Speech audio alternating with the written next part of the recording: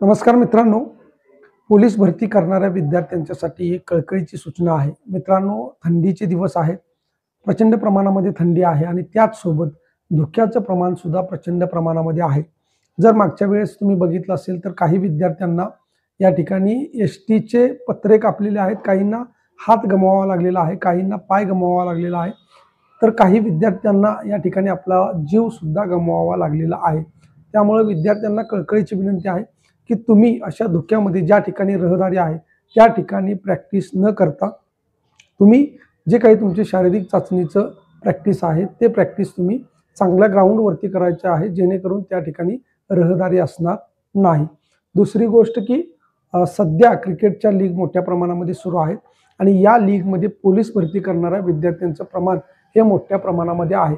मित्रांनो, तुमच्या जर शरीराच्या एखाद्या अवयवाला जर इजा झाली तर तुम्ही या भरती प्रक्रियेमधून बाहेर पडणार आहात आणि ही जी संधी आहे ती मित्रांनो तुमच्यासाठी सुवर्ण संधी आहे. मोठ्या प्रमाणामध्ये पदं आहेत, त्यामुळं ही संधी तुमची शेवटची संधी आहे असं समजून तुम्हाला स्वतःकडे लक्ष द्यायचं आहे.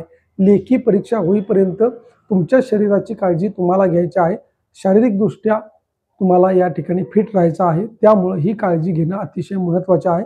त्यामुळं तुम्ही जी काही तुमची शारीरिक चाचणीची तयारी करत असाल ती चांगल्या मैदानावरती करा किंवा ज्या ठिकाणी रहदारी नाही अशा ठिकाणी ती तयारी करा आणि त्याचबरोबर अशा काही क्रिकेटच्या लीग वगैरे आहेत किंवा इतर काही खेळ आहेत त्या खेळापासून थोडंसं दूर राहा.